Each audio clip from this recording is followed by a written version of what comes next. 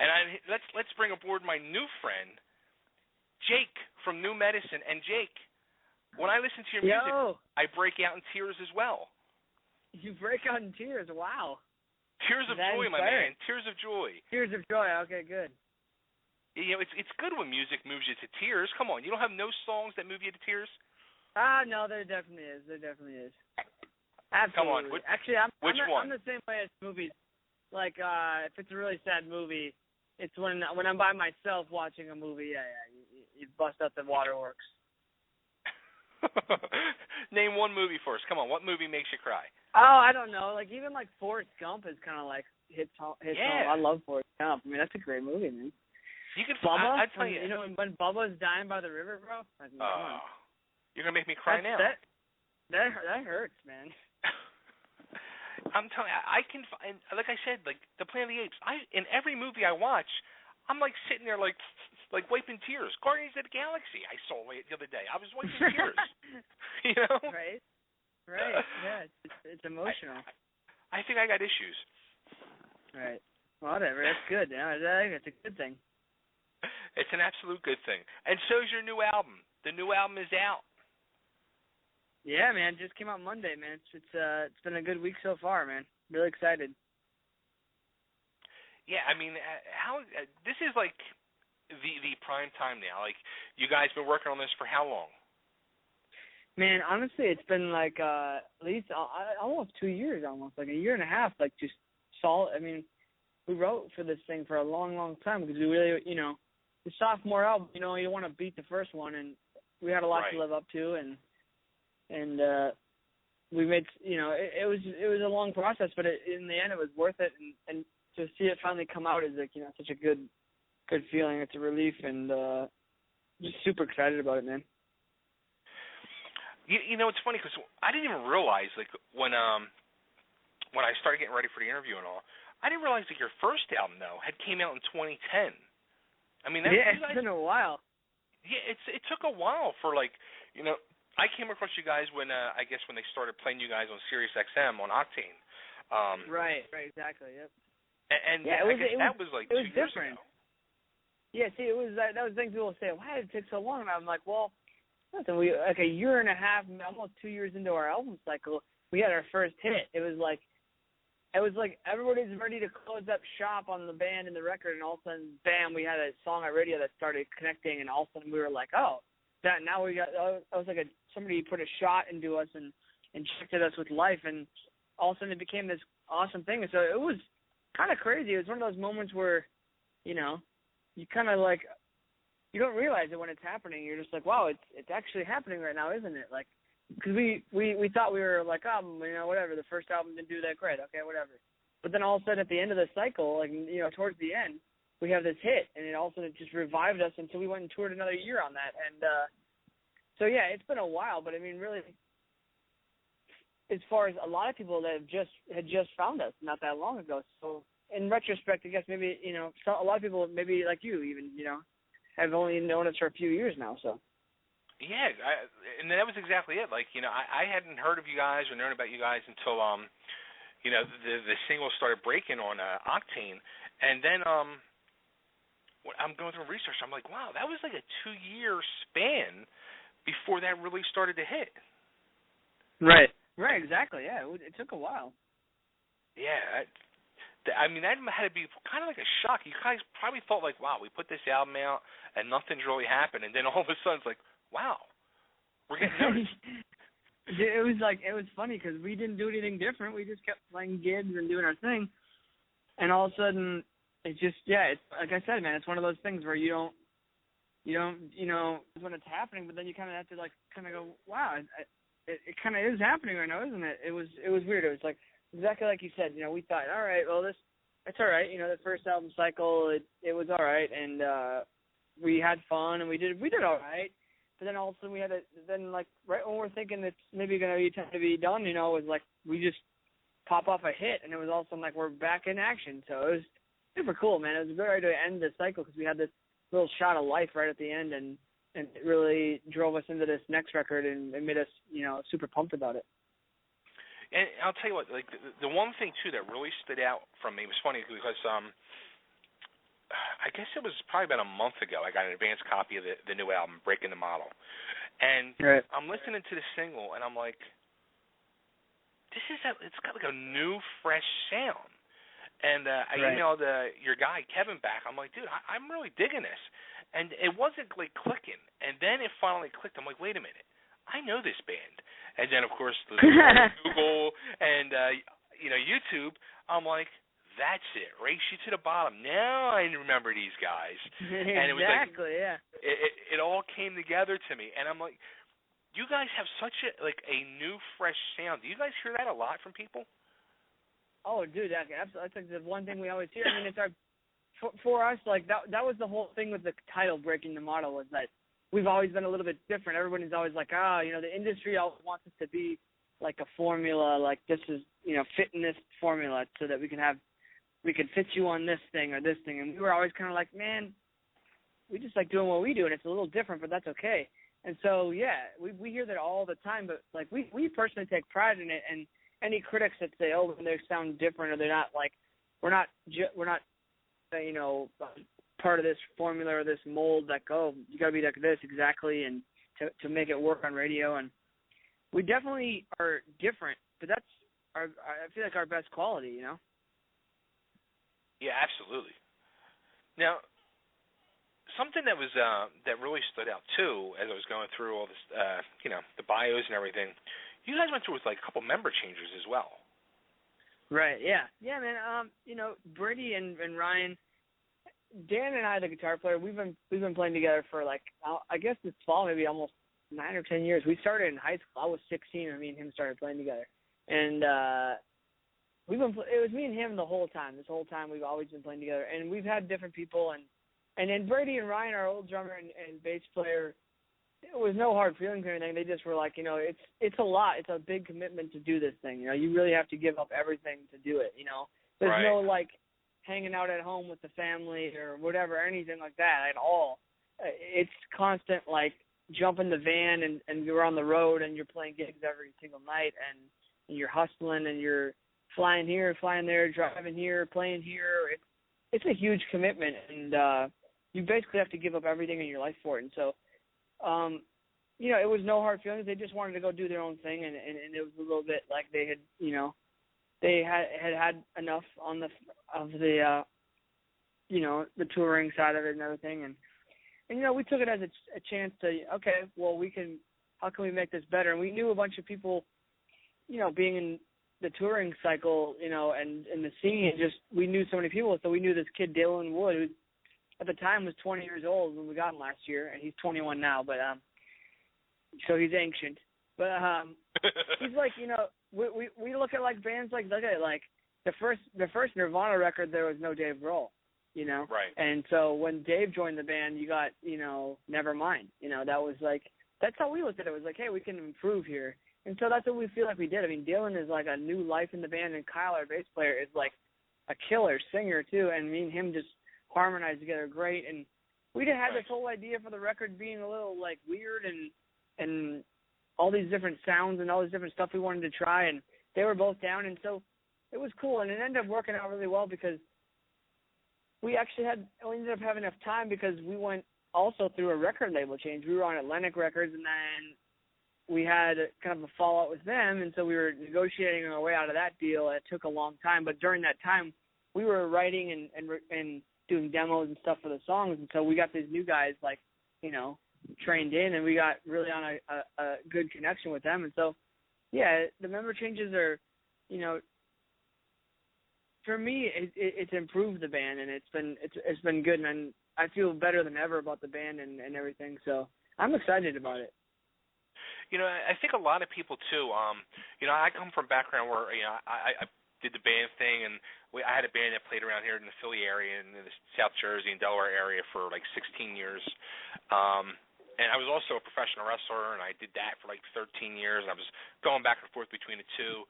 But I also, in the meantime, like, I had bills, and I had either car payments, and then I got married. And so I had all this stuff. And meanwhile, I saw some people who were able to go to that next step.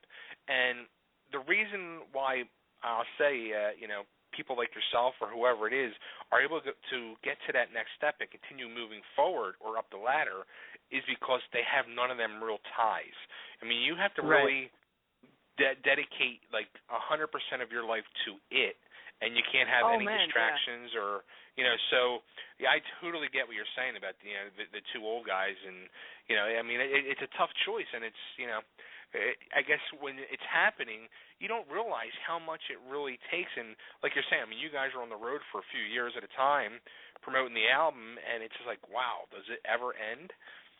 Oh man, yeah, and it's like it's a daunting thing to think about the next one too, you know. But it's a love for me. It's like I couldn't walk away from it. I just can't do it for me. I can't do it. I have to keep doing it. But man, like you literally, especially I have to say, you know, I'm 26 now, and I feel like even though like I signed my first record deal when I was 20 to a major label. It was crazy, you know, like when we signed with Atlantic and just the whole journey. But like, you know, of course, when you're that age, it's like, you know, everything's just like the world is your oyster. Everything's just right there for you. And sure. And the older I get, you know, the more I realize, the more, you know, my friends and all these people around me, like my friends from high school and stuff are all, yeah, like you said, getting married, having kids, and having houses and this and that and car payments and all this stuff.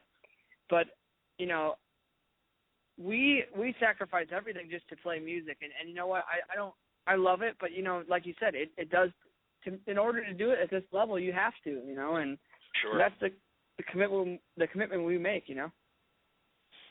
Yeah, absolutely. Yeah, it's funny too because now, like, I'm 44 years old now, and I'll sit and like once in a while I'll think to myself, man, I'd like to put the band back together, just to do like a show, just to get up on stage again and feel that energy and that whole vibe and all. And then I sit and think about it, and I'm just like, I get tired thinking about it. Like I'm just like, oh yeah. I'm thinking to myself, all right, it's going to involve practicing, and then it's going to involve moving equipment, hauling equipment, up and down this, and I'm just like, no, never mind, forget it. Yeah, never mind. I'll just think about it. It was a nice thought, but that's all right. Yeah, exactly. Absolutely. So, all right, so and this one you went to Nashville to write this, correct? Yeah, man. Yep. I actually moved there.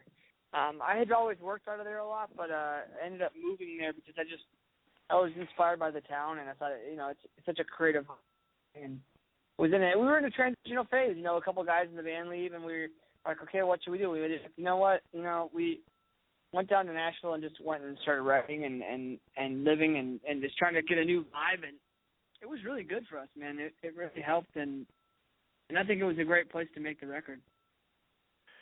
Dude, you know, it's funny because probably I'll say 75% of the people we talk to anymore in the music business are all moving to Nashville. Yeah, it's like the hub, man. It's like, it's crazy. And everybody thinks it was just country, but now it's you know, there's country there, but it's so much more than just that. You know what I mean? Like, it's a huge thing. You know, it's a huge for music. Yeah, absolutely. I mean, yeah, I think a lot of people still think that too. I'll tell you what, I thought that until I really started, you know, with us doing this show more and more. I totally thought that, and then I'm realizing like people I grew up, you know, listening to, like all in the rock, you know, world, are all down there now. So, I mean, it's just music in general. Yeah. Totally, man, totally. Now, something else too. I mean, you guys have played. You know, I mean, you guys have done tours and shows with some of the biggest names in the business. You know, like Avenged Sevenfold, Stone Sour, Buck Cherry, Disturbed, on and on and on and on. Has everybody been very cool with you guys and receptive and? Oh man, dude, like it's crazy. I've told this story before, but one of my favorite stories of this whole business and this whole thing for me was when I was 18, or I think I was 17. Dan was 18. We went to LA, and we went to come out here to look for studios. We were gonna places to do like recording school or something. We were like, let's move to LA and let's try to make maybe we should go to recording school, or I don't know, what should we do when we graduate. And we had just kind of started playing music in the band, and we had started a little bit. It was just me and Dan. That was it. We were playing acoustic. That was it. That's all we had. We didn't have a band yet. And we came out here, and we saw, Avenged Sevenfold's playing tonight at the Gibson Amphitheater. So we go to buy tickets. We get tickets, and we go to the show. And, like, we were just completely blown away. I mean, like, this was in their heyday right when what was it, Back County or whatever that song came out, and that record, Right. City of Evil, that came out, and they had a huge record, and they were like the Guns N' Roses of the time. And they came out and they just killed it. And we were watching the show, and then we just kind of looked at each other like, dude, this is what we have to do. So cut to, 4 or 5 years later, 4 years later, we end up going on an arena tour, opening for them. And I'm sitting in the dressing room on one of the first shows, and the two guys in the band, Zach and the guitar player, Sinister Gates, they both come into our dressing room, and they're like, dude, we love your record, man. Thanks for coming through the tour, blah, blah, blah, blah. And I was just sitting there like with this like look on my face, just like, what?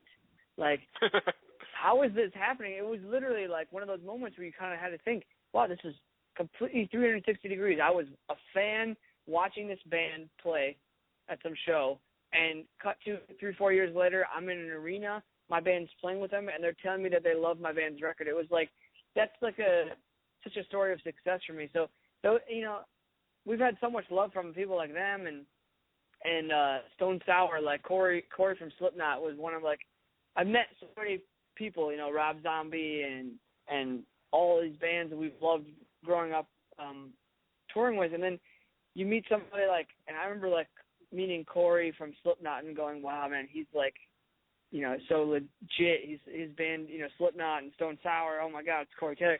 And he was so fun and so cool. And he's from, Iowa. We're from Minnesota. So it was like, oh, yeah, Vikings, blah, blah, blah, blah. And he was just totally normal, totally cool. And it was like immediately just – so it's honestly, it's such a cool thing to go out there and play music with these people because they – in the end of the day, we're all just doing the same thing, you know what I mean? We're making records that we love and we're playing gigs, And so it's cool to meet your idols and be able to play with them, Yeah, absolutely. I mean, that's got to be such a hell of an experience. And it seems like, too, I think I saw you guys posted it, that Lizzie Hale, gave major props to you guys on the new album on social media. And to see that, I mean, that's got to be like, a great feeling, but also, too, it's like showing, unity in everybody, and you guys are all in this together, not only for each other, but for the whole genre of music as well. Oh man, yeah, I was with them the other night. They came out and they took us out. Because they're in Nashville actually recording their new record, and Lizzie and I have been friends for a long time, and we just have such a respect for each other. I mean, obviously, she's incredible, so we just have such a respect for each other's bands and their whole band and my whole band. Like we're all just like awesome friends, and it's like you said exactly that, like. They heard our record and they thought it was awesome, and they were just like such supporters of it. And even though it's different than what they do or what somebody else is doing or what success, and they don't also say like they don't look at us any differently than anybody else. Like they don't think like, oh, you're some baby band or you're not this or you're not like we're not like Metallica yet or something. We're not playing arenas. They don't care. We respect each other for what we're doing in our music, and so it's such a cool experience. And Lizzie's such a fan of what we do and everything, and so it was just cool to see them, like, we help each other out. I mean, like I'm a spokesman for them. Like whenever I'm down hanging out with Lizzie and we go out and people are like ask, oh, who is that girl? Who is that? Isn't she like famous? Blah, blah. And I'm like, that's Lizzie Hale. She's a rock star. She's huge. She's the best. And she's always like, man, you should just be my hype man. And I'm like, I know. I'm great at it. Like so it's funny. It's a good community, It's a lot of a loving environment. We're all just in it together. That's awesome. I'm dying to get her on the show because I'll tell you the funny story real quick. Back, years ago when my band was playing, I guess it was late '90s or maybe early 2000s. I was trying to book shows. We're based out of the Philadelphia area, and we were trying to book shows. They were out in York, PA, and my band. We were, I don't know if you ever heard of like a G.G. Allen from crazy punk rocker who used to get naked. Yeah, okay. Well, my singer became obsessed with him at a point in time and totally like emulated him, and we ended up getting banned from every club in the Philadelphia area. Like we were just, I mean, we caused a riot at a place. Police had it was bad. Anyway, we had a very bad rep in the area.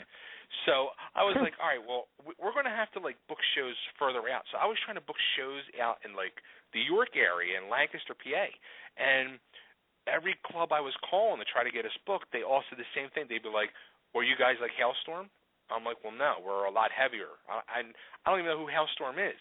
And I would get like the local like music magazines and stuff in the area, and all it was Hailstorm, Hailstorm, Hailstorm, Right. Hailstorm, and I hated them.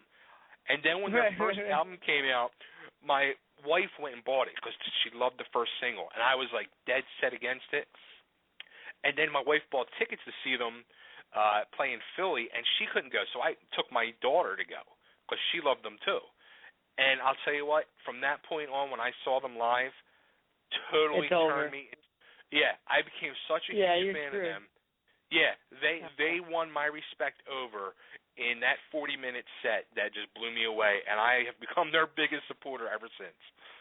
Oh man, yeah, like that's what we always say. I mean, like, you can't if you can listen, you know, whatever. If you see them play live and you see Lizzie rip it, man, there's just nothing. There's nothing like it, man. She's the real deal, and that band is the real deal. I mean, they're just badass, man. You know, it's awesome.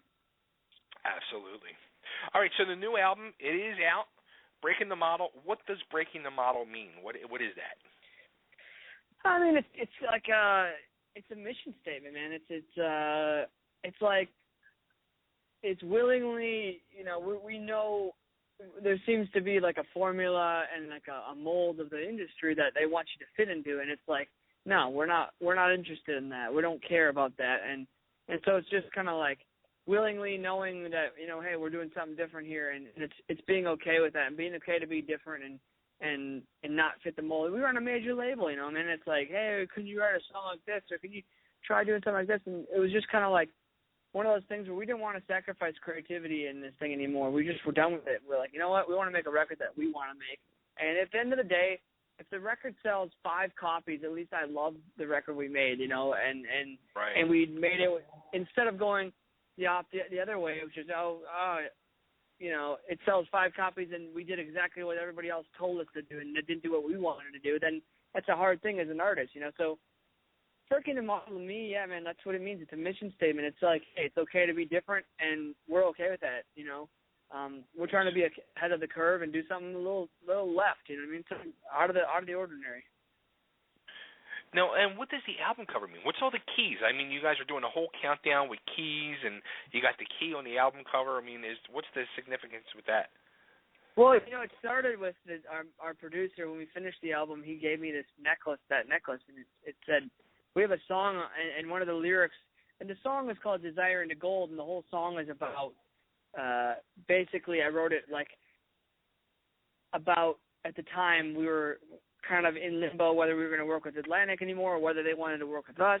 And it was like, so I wrote this song basically being like, hey, man, no matter what, like, I'm not stopping and, like, I don't care. You know, it was basically like a pumped up, like, you know, hey, like, you got to fight this stuff, man. You can't give up on your dreams kind of thing. And so the lyric and the chorus was like, I'm a gladiator, I'm a warrior, blah, blah, blah. And so our producer, he helped me write it, and he gave me this key when we finished the record, just because, man, dude, it's literally like you're fighting a war every day in this industry, man. I literally, like, you're just, Sure. You literally are, just with labels and managers and this and that and tours and this and radio, and to try to get everything to work, you know, it's hard, man. And so you got to keep fighting the battle. But he gave me this key at the end of the cycle, at the end of the record, and said, you know, on the one side it said gladiator, and the back side it said warrior. And just because he knows how much I've fought for this thing, you know what I mean, how much blood, sweat, and tears I've had to put into it. And anyway, it started with that, but it was kind of like, in order to really be a renegade and like a crusader and break through and do something different, you got to be a gladiator. And so that was like the key. Was like the key to that. I don't know. It was just kind of like opening this door to like breaking the model. Like just kind of like, hey, you got to be fearless. You really do. You have to make a record that you love and don't care what anybody thinks about it, and don't care that it doesn't sound like anything on the radio. Because, you know, that I remember when I played the record for our manager. He's like, this sounds like nothing on the radio. He's like, but I love it. He's like, I love it. Like, it's amazing. It's incredible. We'll figure this out. I don't care. Like, you know, and it was cool because it was like, that's exactly what we were going for. It was like, good. I'm glad it doesn't sound like anything on the radio. We want it to sound like us. So. And that's like I was saying. I mean, you guys have a unique sound. It's a fresh sound, and more power to you. I mean, that's awesome. I mean, where did you think at this point in time you would be like an innovator of a new style of possible music? I mean, I've always wanted to be on the edge of something. I just never really liked I feel like it was just too easy to do it the other way and just kind of like try to fit into a formula. And something in me it just bothered me. It just doesn't. It's not what I wanted to do. And I'm such an eclectic listener of music. I listen to so much different stuff. And I remember always getting flack for your songs are like, one song is like this and one song is like that and whatever and this and that. And I was like, you know what, like. I just do what I do and what I love and what I'm inspired by, and I don't know. I've always striven to be to the whole like motto of like go big or go home, or like basically like I want to bet big and win big. And I mean, it was like, hey, listen, I might have made something completely different, but if it does break through, it could be like the next biggest thing. Like all these bands that like. No one ever would have guessed that Nirvana would have been the people to change the music industry for, the 90s. I mean, it was like some punk band from Seattle that's like playing grunge, that's going to all of a sudden beat out Michael Jackson. Like no one thought of that. So it's kind of like that's what inspires me, is to be like that, is to be kind of like a risk taker. So that's kind of where it comes from. Cool.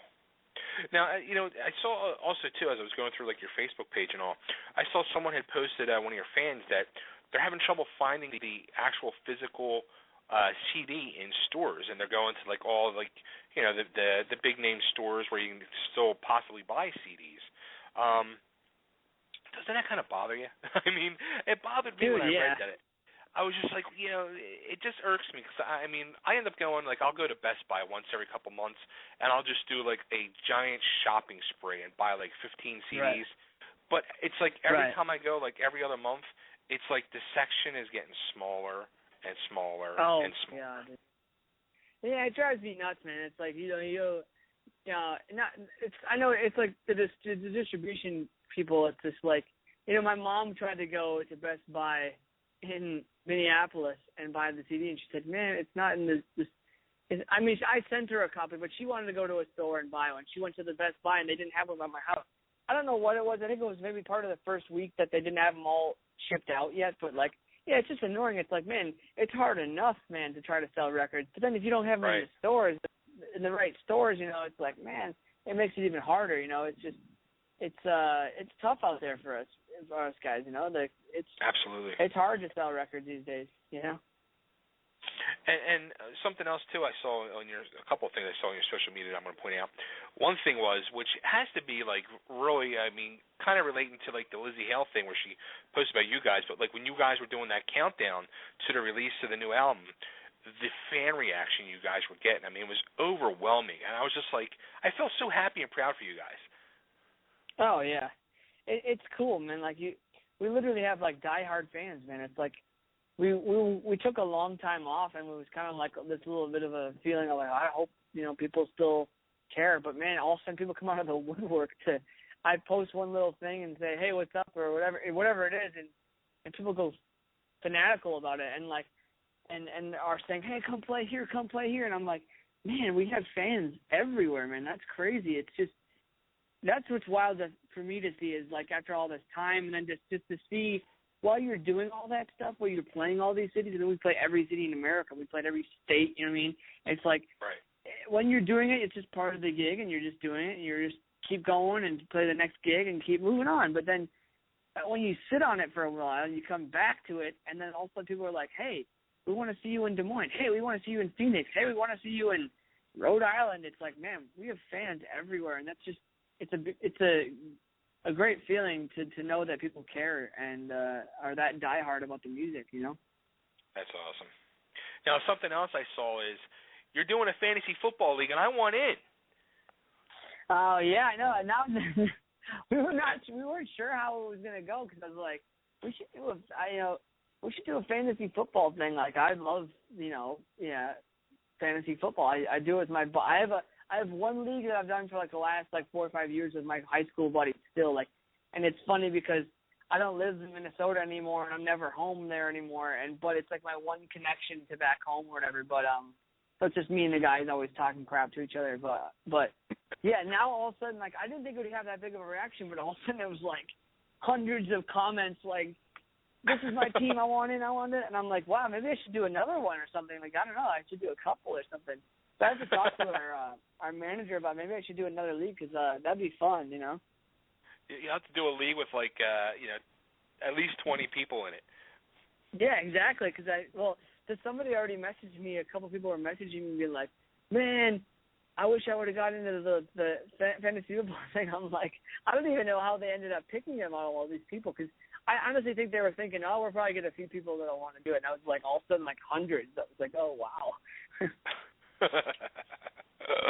All right, so you guys are actually getting ready to start going on tour too in a few weeks. September 11th, tour starts. Yeah, man.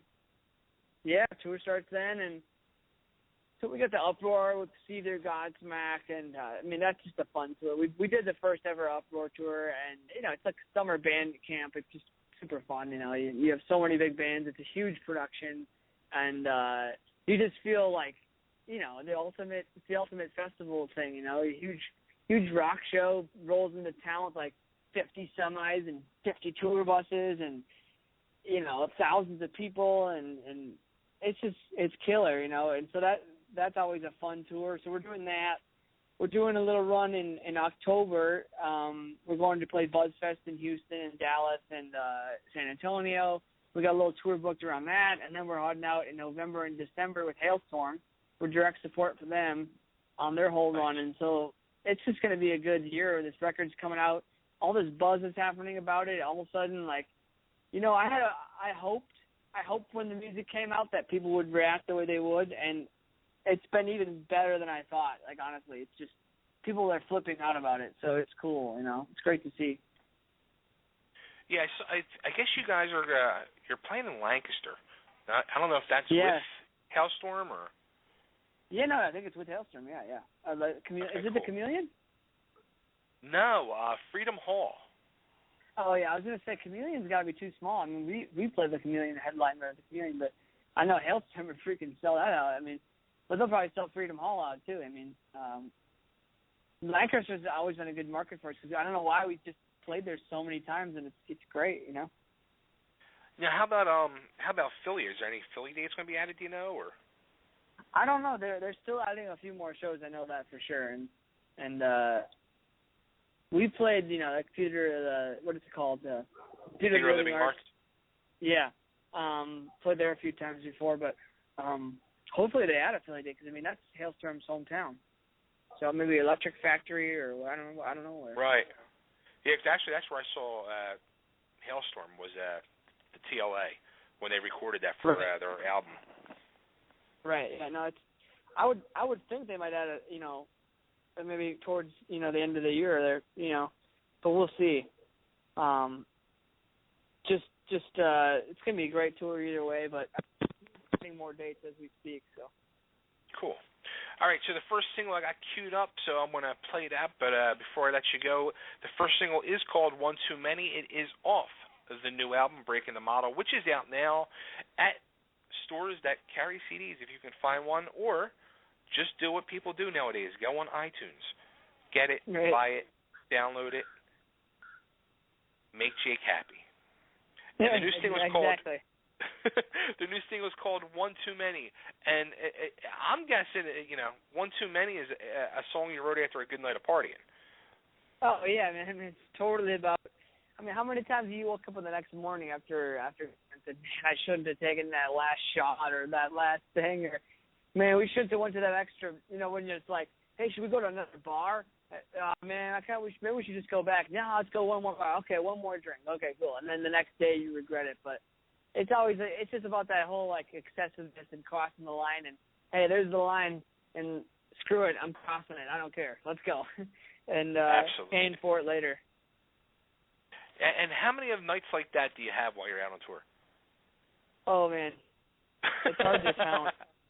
Because Because you get in these situations, yeah, you get, especially the days off when you're with all the other bands, it's just like you gotta let off some steam. You might have had a long run of 3-4 shows in a row, and then all of a sudden you have a night off or something, and it's just like we just go wild, and or you just have a show where you're buzzing off of it, and it's just kind of like you got friends in town or something or whatever it is, or the promoters buying you drinks, and it happens more often than not. I'm sure. Awesome. Well, Jake, this has been awesome. It's been a lot of fun. I want to congratulate you on the new album. Much success. Hopefully I get to see you guys soon. Yeah, man, totally. I appreciate it, man. Thank you for all the support, man. And I'm sure we'll get to Philly on this cycle. I mean, if it's not this, but with Hailstorm at the end of this year, we'll be right back out there in the early next year. So. Or, hey, Lancaster's only an hour away, so it's not that far. Yeah, there you go. Yeah, think about it, Absolutely. All right. Awesome. Before I let you go, too, if you can just cut a quick ID for me. This is Jake of New Medicine, and you're listening to Totally Driven Radio. Hey, this is Jake from New Medicine, and you're listening to Totally Driven Radio. Awesome. Thanks, Jake. Good luck, and we're going to play. Appreciate it. Oh, no problem. We're going to play One Too Many right now for you. So next time you drink one, have one extra just for us. Exactly. Thanks, man. Thanks, man. Take care. All right, everybody, here it is. Thanks, son.